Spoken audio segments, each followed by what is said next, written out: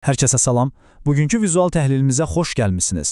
Baxın, biz bugün sadəcə növbəti bir film icmalı etməyəcəyik. Əksinə, müasir biznes və menecment dünyası üçün, necə deyərlər, əsl qızıl dəyərində olan bir keysdən danışacağıq.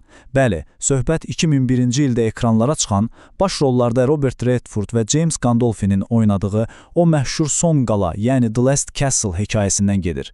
Bu, sadəcə adi bir həbsxana üsyanı deyil. İnanın mənə. Bu, bəlkə də qarşılaşa biləcəyiniz ən möhtəşəm reallığa əsaslanan liderlik və idarəetmə dərsidir.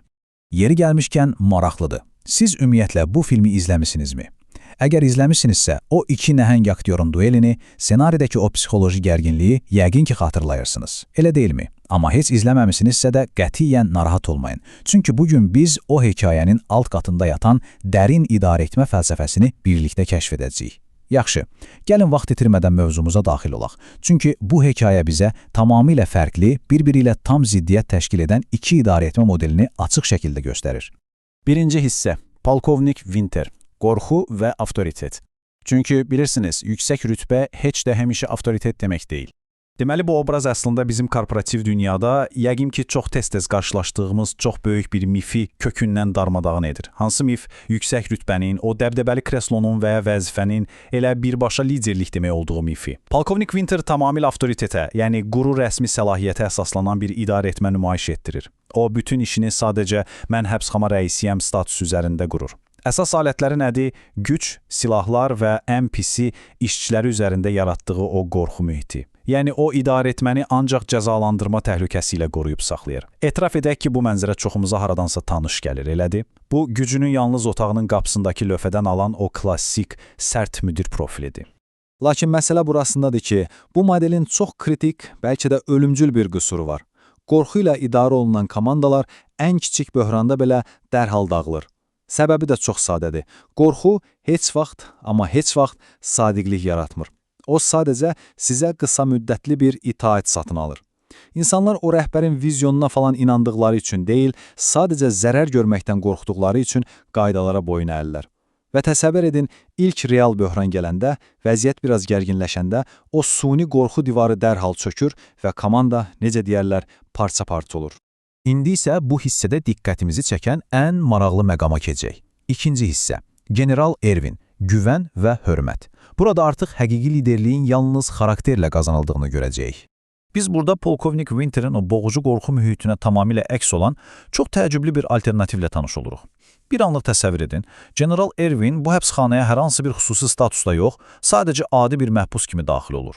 Özü də bir vaxtlar ordunun ən nüfuzlu, üç-ulduzlu generalı olmasına baxmayaraq, hazırda bu mühitdə onun düz sıfır rəsmi səlahiyyəti var. Sıfır. Yəni, nə kimsəni cəzalandıra bilər, nə də ona verilmiş xüsusi bir rütbə qalıb. Bəs necə olur ki, bu adam hamını öz arxasınca apara bilir? Çox sadə.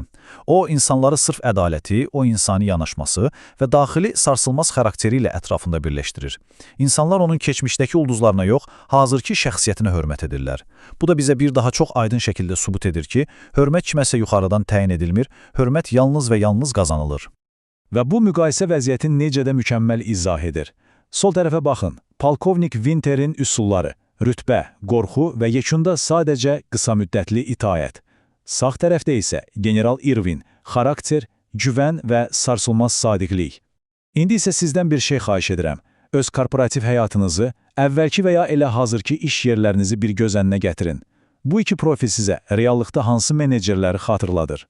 Mən əminəm ki, zehninizdə artıq hər iki tərəfə uyğun gələn konkret adlar canlandı. Görürsünüzmü, bu sadəcə bir film hekayəsi deyil. Bu elə bizim gündəlik iş həyatımızın, mükəmməl idarəetmə nəzəriyyəsinin tam xülasəsidir. Üçüncü hissə, ümumi məqsədin birləşdirici gücü. Doğrudan da, həqiqi və böyük bir məqsəd dağları yerindən oynadan bir gücə çevrilə bilir. Gəlin, indi bu mərhələlərin necə inkişaf etdiyinə baxaq. Bilirsiniz, Irvinin bu hekayədəki ən böyük qələbəsi sadəcə fərdi olaraq ayaqda qalması deyil. Onun əsl gücü tamamilə parçalanmış, ümidini itirmiş bir qrupu ortaq bir vizyon, böyük bir hədəf ətrafında toplaya bilməsidir. Birinci addıma diqqət yetirin. Ordudan qovulmuş, daxili intizamı tamamilə pozulmuş və ən əsası məqsədini, ümidini itirmiş insanlar. İkinci addımda isə lider gəlir. Onlara bir məna verir və bu insanları ümumi məqsəd ətrafında birləşdirir. Və yekun üçüncü addım. Həmin o xaotik dəstədən necə yüksək səviyyəli, saat kimi işləyən bir peşəkar komanda formalaşır. Baxın, həqiqi liderliyin o sehirli gücü məhz bu mümkünsüz görünən keçidi reallığa çevirməkdir. Komanda üzvləri böyük missiyanın hissəsi olduqda qeyri-mümkün hədəflərə nail olmaq tamamilə mümkündür. Bunu çox əminliklə deyə bilərəm. Bir rəhbər olaraq öz komandanıza sadəcə mexaniki, quru tapşırıqlar yox, həqiqətən inana biləcəkləri dəyərli bir məqsəd verdiyiniz zaman nəticə inanılmaz dərəcədə fərqli olur. Komandanızdakı hər bir şəxs o böyük mexanizmin, o böyük missiyanın vacib bir parçası olduğunu hiss etdikdə, əvvəllər aşıla bilməz kimi görünən bütün maneələr inanılmaz bir həvəslə, yüksək enerji ilə darmadağın edilir. Beləliklə gəldik ən kritik məqama, 4-cü hissə. Əsl liderlik üçün titul gərəksizdir. Özünüzə bu sualı verin. Niyə insanlar məhz sizin ardınızca getməlidir? Baxın, bu, hər bir rəhbərin səhər işə gedərkən özünə verməli olduğu o çətin, amma vacib sualdır. Həqiqətən bir düşünün. Siz komandanıza sadəcə aylıq maaşdan və bunu etməlisən məcburiyyətindən başqa hansı motivi verirsiniz? Yekun olaraq deyə bilərik ki, doğrudan da möhtəşəm bir menecer olmaq üçün sizə o dəbdəbəli kreslo, vizitkanızdakı fərqli bir titul və ya rəsmi vəzifə qətiyyən lazım deyil. Avtoritet yaxşı idarə etmənin qarantiyası ola bilməz. İnsanların sizə əsl sadiqliyi o zaman yaranır ki, komandanız sizə qorxudan və ya vəzifə borcundan deyil, sırf sizin vizyonunuza, iş prinsiplərinizə və ədalətinizə ürəkdən inandığı üçün tabe olur. Yəni, onlar sizinlə yola davam etməyi şuurlu olaraq özləri seçirlər.